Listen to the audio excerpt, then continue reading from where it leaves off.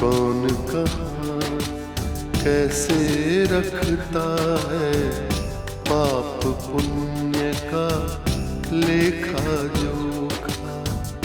कौन कहाँ कैसे रखता है पाप पुण्य का लेखा जोखा। ओढ़ के चादर तू गुरूर की, ओढ़ के चादर तू गुरूर की, देता अपने आप को धोखा। कौन कहाँ कौन कहाँ कौन कहाँ कौन कहाँ। अरे यार मेरी स्वाभिमानी औलाद अपने ससुर से पैसा लेने को तैयार ही नहीं है। कहता है मैं खुद अपने पैसे से अस्पताल खोलूंगा। अरे खोल चुका अस्पताल। मेरा एक बाप है जो तुमसे शायद 100 गुना ज्यादा अमीर, मुझे रोज कहता है कि तेरे लिए कई चैनल खुलवा दूंगा चित्रांश, कहीं एक नहीं। और मैं तुम्हारे चैनल में नौकरी करता हूं। आप उससे कहिएगा कि आप पाप पुण्य के लिए करोड़ों रुपया लगा सकते हैं। और हाँ, उसे ये जरूर कहिएगा कि आप चित्रगुप्त के भक्त हैं। आप ब्रह्मांड छोड़कर यहाँ क्यों आए नारद जी? पापियों के बीच फूट डालने, उन्हें लड़वा कर उनकी शक्ति कम करने। नारद जी सर्वप्रथम उन पापियों का विश्वास जीतना चाहते हैं। उनके बीच पहुंचकर भी अपने चातुर्य से उनमें सर्वश्रेष्ठ मानव के गुण और बुद्धि का लोहा मनवाना चाहते हैं। मुंबई जैसे बड़े शहर में पली बड़ी हो, यदि मैं तुमसे पूछूं कि तुम यहाँ कैसे रह पा रही हो तो? मैं तो आपकी परछाई हूँ। जहाँ पर आप हैं वहाँ पर मैं हूँ।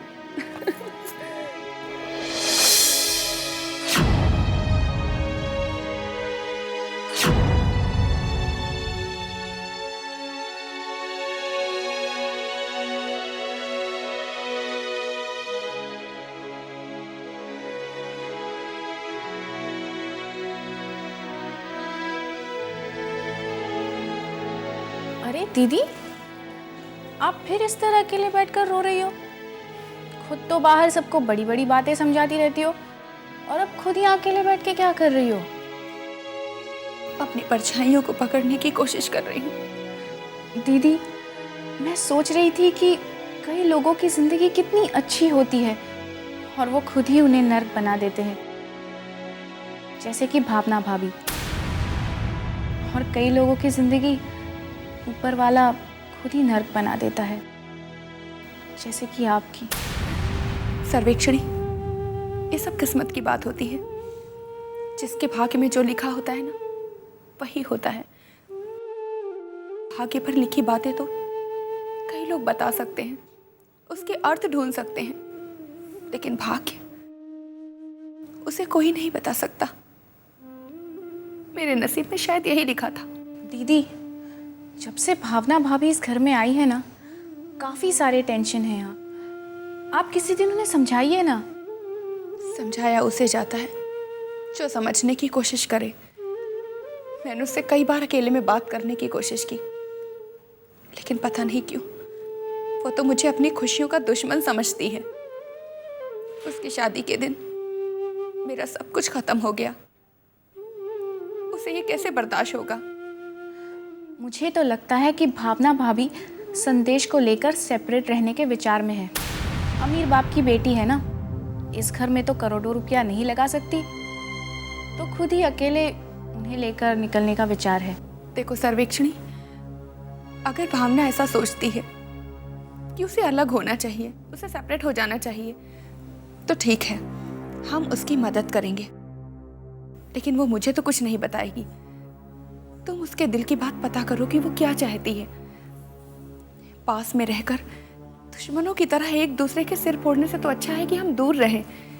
कम से कम प्यार तो बना रहेगा ना। तुम पता करो उससे। ठीक है दीदी, मैं उनसे बात करती हूँ। लेकिन अब आप यहाँ बैठकर रोएंगी नहीं, समझी? वरना मेरी और आपकी लड़ाई हो जाएगी। चलिए अब हंसिए, चलिए हंसिए। पाप पुण्य का लेखा जोखा, पाप पुण्य का लेखा जोखा।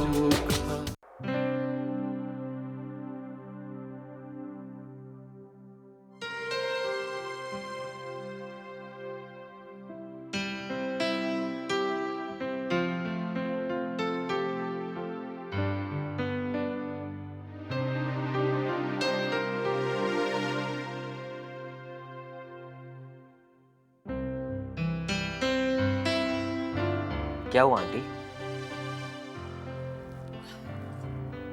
उर्वशी की याद आ रही है? यादों पर किसका बस चलता है चित्रांश, पर अब दिल में टीस सी उठती है। अच्छी तरह से समझ सकता हूँ उस चीज को आंटी, बहुत अच्छी तरह से, क्योंकि ऐसे ही टीस मुझे भी उठती है। अपने आप पर झल्ला सा लगता हूं, झल्ला जाता हूं अपने आप पर कि इतना कमजोर हूं मैं कि उर्वशी का पता नहीं लगा पा रहा। किधर है उर्वशी, इस लोक में या परलोक में?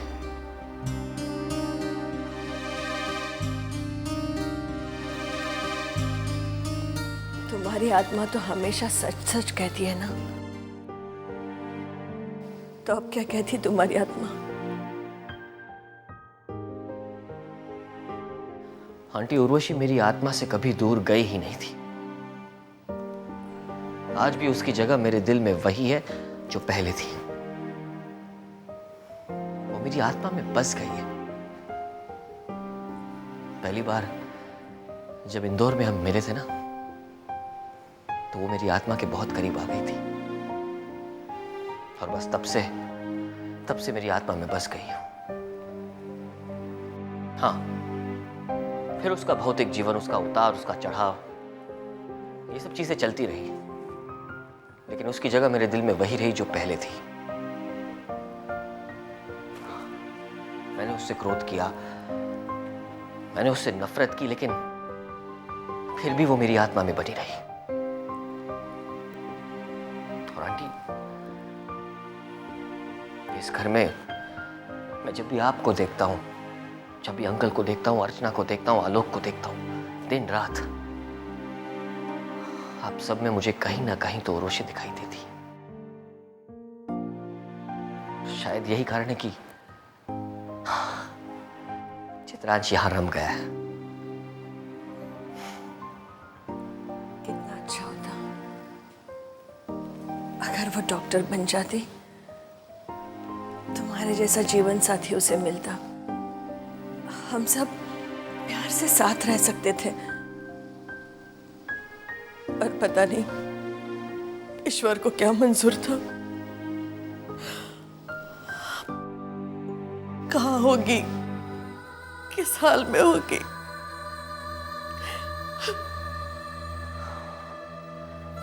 उर्वशी ने अपनी सारी दौलत दान में दे दी। एक जोड़ी कपड़े में वो घर से भागी है। मान लो कि अगर वो जी भी रही है आंटी, अगर वो जी रही है, तो भी मौत से बदतर जिंदगी जी रही होगी। और सबसे पहली बात तो हमें छोड़कर जाने की क्या जरूरत थी उर्वशी को, बताइए। अगर हमारे साथ नहीं रहना चाहती तो ठीक है ना, अलग रहती, लेकिन इस तरह गायब होने की क्या जरूरत थी उसे? गायब होकर हमें एक ऐसा दर्द देकर गई है वो, कितना बड़ा दर्द जो रह रहकर तड़पाता है हमें। तुम्हारे पापा से क्यों नहीं पूछ लेते? शायद उन्हें पता हो, या हो सकता है उर्वशी ने उनसे मदद ली हो। आपको क्या लगता है आंटी, अगर मैं पिताजी से पूछूंगा तो क्या वो मुझे बताएंगे? क्या लगता है आंटी, बताइए, बताएंगे वो मुझे? अगर उर्वशी को पापियों की मदद लेनी ही थी तो फिर वो पापियों के खिलाफ क्यों जाती? बहुत गहरी साजिश है आंटी, बहुत गहरी साजिश है। जितना सोचता हूं उतना दिमाग थकता है मेरा, थक गया है मेरा दिमाग अब। नहीं बेटा, इतना भी मत सोचो, मत सोचो इतना। अगर उसे आना होगा तो वो जरूर आएगी, और अगर उसे नहीं आना होगा तो हम कुछ नहीं कर सकते। हम मजबूर है।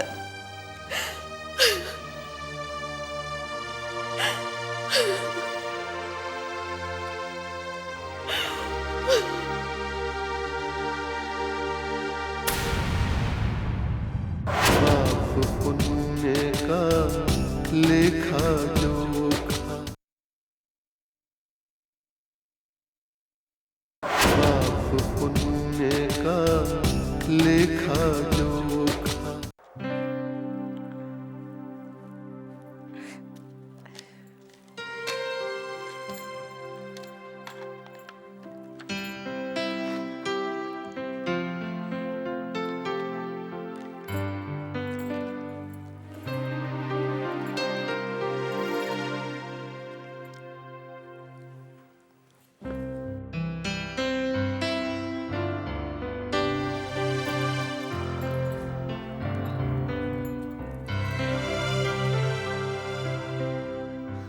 अरे वाह भाभी, ये ज्वेलरी तो बड़ी प्यारी है। और ये लाल वाला सेट देखो कितना सुंदर है। अरे ये तो कुछ भी नहीं है, जरा से ला पाई हूँ मैं। वैसे भी घर का माहौल क्या था। हाँ, ओरिजिनल अमेरिकन डायमंड की ज्वेलरी लॉकर्स में रखी हूँ मैं। देखो देखो। काश भाभी उस वक्त अगर जीजू की डेथ नहीं हुई होती तो कितनी धूमधाम से हुई होती ना आपकी शादी, और आप दुल्हन के कपड़ों में कितनी सुंदर लगती। और भैया वो तो जच रहे थे शेरवानी में। मगर हाँ सच है, अब शादी तो रोज रोज नहीं होती, जिंदगी में एक बार शादी होती है। और मेरी वो भी कितने रोते पिटते हुए। भाभी आप खाम खा कोस रही है अपने आप को। अरे कितने लोगों को अपनी पसंद का लाइफ पार्टनर मिलता है, और कितने लोगों की हो पाती है लव मैरिज। शादी तो होती है मगर प्यार कहाँ होता है उसमें। आप तो कितनी लकी है, जिससे प्यार किया उसी से शादी हुई। कहाँ लकी हूँ मैं सर्वेक्षणी। तुम्हारे जिस भाई से मैंने प्यार किया था वो तो गायब ही हो गया। अब लगता नहीं कि वही संदेश है। जब देखो तो मुझसे चिढ़े रहते हैं। प्यार, रोमांस, सब कुछ गायब हो गया है। अब तो बस मिडिल क्लास फैमिली वुमेन की तरह शादी की और घर गृहस्थी के चक्कर में प्यार, रोमांस गायब हो गया। सब कुछ गायब हो गया। क्या भाभी, सुना है कि आपका और भैया का अफेयर 4 साल तक था। अभी शादी हुई तो क्या हुआ? आपने तो वो सारी मौज मस्तियाँ कर ली होंगी जो शादी के पहले करते हैं। बहुत सारी फिल्में देखी होंगी, बहुत सारे पार्कों में घूमे होंगे, बहुत सारे होटल गए होंगे, है ना? क्यों जख्मों को कुरेद रही हो तुम? सच सुनना चाहती हो ना तो सुनो। उन दिनों जब हमें प्यार हुआ था तो तुम्हारे भाई को पढ़ाई से, अपने क्लासेस से कहाँ फुर्सत मिलती थी। 4-4 महीनों में मिलते थे हम। और ये बस मुझे सपने दिखाते रहते थे कि भावना अभी फ्यूचर बना लेने दो। मौज मस्तियों के लिए पूरी जिंदगी पड़ी है। शादी के बाद हम घूमेंगे फिरेंगे। अब देख रही हो हमारा घूमना फिरना। भाभी मेरे ये समझ में नहीं आता कि 2 प्यार करने वाले एक साथ एक ही छत के नीचे रहे, इससे बड़ी और कोई बात हो सकती है? ओहो, तो आपका पूरा खानदान एक ही भाषा बोलता है। Good, very good. तो छोटे नंद जी, अब आप क्या शिक्षा देने आई है मुझे? जरा खुलकर तो बोलिए। भाभी क्या तकलीफ है आपको हमसे? दीदी से, संदेश भैया से, जो आप हमसे इस तरह तानों में बात करती है। भाभी, हम सब एक परिवार के हैं, सुख दुख के साथी हैं। आप ये समझती क्यों नहीं? आप सबसे अलग क्यों सोचती हैं? और वैसे भी कहते हैं ना कि शादी के बाद लड़की की सोच उसके ससुराल वालों जैसी ही होनी चाहिए, तभी खूब निभती है। शुक्रिया, बहुत बहुत शुक्रिया आपका। जब आपकी शादी होगी तो हम भी देखेंगे। दूसरों को समझाना, बोल वचन देना बहुत आसान है सर्वेक्षणी, पर खुद उन पर चलना बहुत मुश्किल है। और वैसे भी मैं क्यों चलूं किसी और की चाल? भावना ना तो कमजोर है और ना ही बेवकूफ, समझिए आप?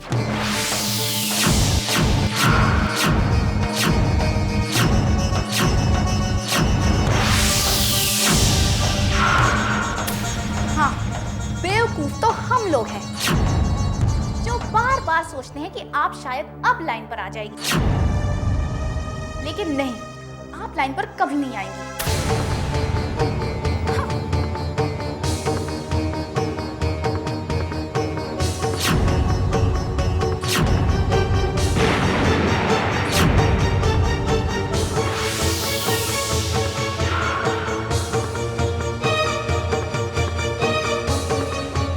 पाप पुण्य का लेखा जोखा, पाप पुण्य का लेखा जोखा। सर्वेक्षणी का प्रोजेक्ट फिर बंद हो गया। इस लड़की के भाग्य में क्या लिखा है पता ही नहीं। हर बार किस्मत बनते बनते बिगड़ जाती है। अरे जग्गू जी की बहन शकुंतला देवी तो हमसे फिर से रिश्ता बना रही हैं। अब शायद वो ही प्रेम को समझाएं और सर्वेक्षणी का बंद प्रोजेक्ट प्रेम फिर से शुरू कर दे। चलो मिलती हूँ उनसे, लेकिन पहले फ़ोन पर टाइम ले लेती हूँ।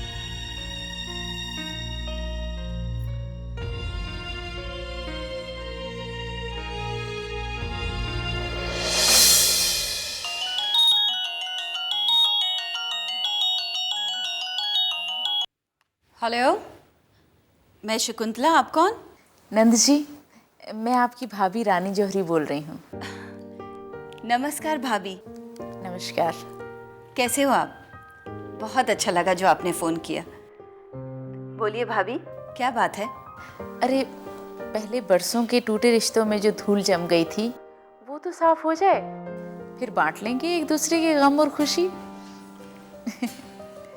मैंने कोई ख़ास पर्पस के लिए फ़ोन नहीं किया, बस ऐसे ही। अच्छा ये बताइए, सासू माँ बनकर कैसा लग रहा है? घर में बहू ने रौनक ला दी होगी। अरे ननद जी, रौनकें लाई नहीं, रौनकें गायब कर दी हैं। अरे ये आप क्या कह रही हैं? अब तुम तो घर ही की हो, तुमसे क्या छुपाना। भावना हमारे घर में एक्चुअली एडजस्ट नहीं कर पा रही है। बड़े खानदान की अमीर बेटी जो है, नाज नखरों में जो परी है। पर आपके घर में कौन सा कमी है? उसे कौन सा दाल रोटी बनानी है या बर्तन साफ करने हैं? अपने से गरीब घर की बहू लाओ ना, तो उसे हर चीज में खुशी मिलेगी, वो उसका मोल समझेगी। पर अमीर घर की महारानी को तो बड़ी से बड़ी चीज लाके रख दो, वो उसको कूड़ा कचरा ही समझेगी। और फिर घर में कुछ और नए संकट भी आ गए हैं, नई परेशानियां भी उठ खड़ी हुई हैं। भाभी आप घर पर आइए, हम दोनों मिलकर कोई रास्ता निकालेंगे। भावना को तो मैंने गोद में खिलाया है। कृष्णा के पापा और आरसी अच्छे दोस्त थे। जानती हूँ। ठीक है, फिर मैं आती हूँ किसी दिन फ़ोन करके।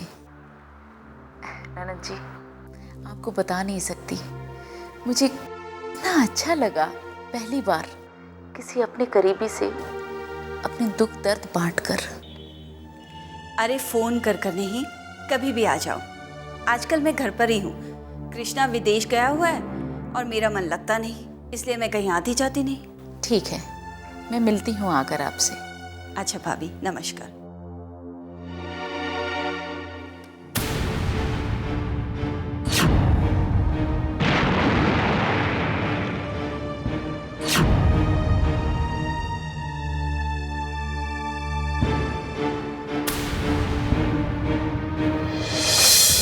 हर इंसान का अक्स वहाँ पर, हर इंसान का कच्चा चिट्ठा, हर इंसान का कच्चा चिट्ठा। हाज़िरी सबकी लगती एक दिन, एक पल में ही फैसला